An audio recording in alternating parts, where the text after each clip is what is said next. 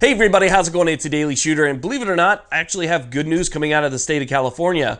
This is regarding Pena v. Horan, a Second Amendment case revolving around the California Safe Handgun Roster.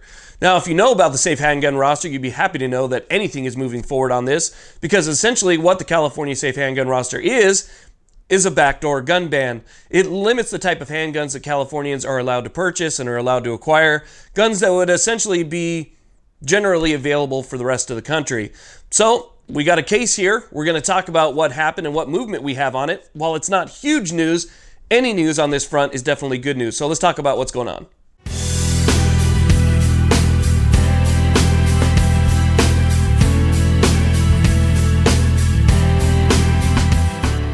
Okay, so here's what happened. Yesterday, Monday, February the 4th, 2019, the Firearms Policy Coalition, along with the Firearms Policy Foundation, and several other organizations, which I'll name here in just a second, filed an amicus brief with the Supreme Court. Now, the amicus brief essentially states who they are, what the foundation does, and it also kind of states their summary of an argument on why they oppose the California Safe Handgun Roster. Now, I'll put a link to these briefs down below so that you guys can read them for yourselves. I'm telling you, it's actually a really good read. You definitely want to check this out and kind of get an idea for their arguments overall. But first, let me give credit to where credit is due. So on February 4th, we have an amicus brief filed by the Firearms Policy Coalition, the Firearms Policy Foundation, Madison Society Foundation, Inc., San Diego County Gun Owners, California Association of Federal Firearms Licensees, Cal FFL, Inc., and Commonwealth Second Amendment, Inc. So those are the ones who submitted that amicus brief yesterday. Also, a separate amicus brief was filed by the Cato Institute, and it's interesting because the brief that was submitted by the Firearms Policy Coalition and the other organizations kind of attacks the handgun roster on a different level than the Cato Institute. So the Cato Institute is essentially saying that the micro-stamping provision that is part of the handgun roster is not technology that is in wide enough use or in common use or even really technologically available in use to be part of why handguns are banned from the roster itself. So they're kind of going after that micro-stamping provision, which is something that was enacted by Kamala Harris. If you know, the handgun roster, which was something that was done by Arnold Schwarzenegger, said that once microstamping becomes widely used or widely available technology, then all handguns that make it on that roster have to have that technology. Well, Kamala Harris, back in, I believe, 2013, said that, well, she believed that that technology is now available, and then any new gun from that point on was banned if it didn't have the microstamping.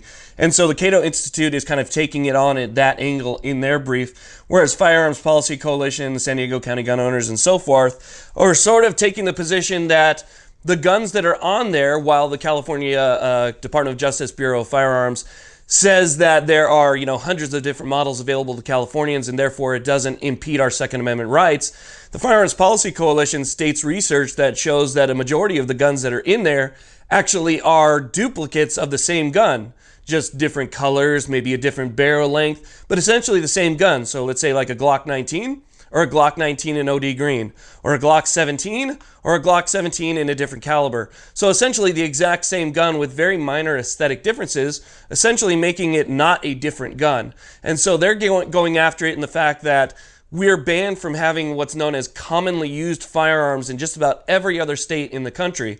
So it's cool to see that they're attacking this in two different ways. And with these two different briefs filed both on the 4th, again, it's going to the Supreme Court where they can see that, look, there's multiple different angles and arguments against the California Safe Handgun Roster. You have a technological requirement that is clearly not available. And then again, you have the fact that it's not really hundreds of different handguns that are available to us.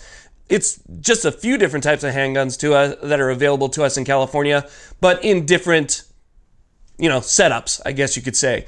So again, I really like this. This is just a little bit of movement, but still it's movement in the right direction.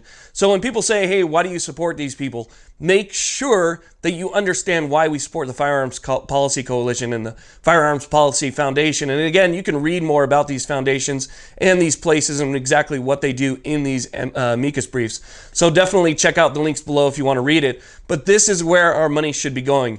If you are a Californian and this means something to you, or if you're somebody who just, loves the Second Amendment and you live in a free state and you want to see something like a handgun roster gone before it makes its way to your state, because trust me, that could happen, then this is who you want to support. Make sure you send your money to the people that I mentioned earlier. These are the people that are fighting at a local level, they're fighting at a state level, and essentially a national level, because what happens in California spreads.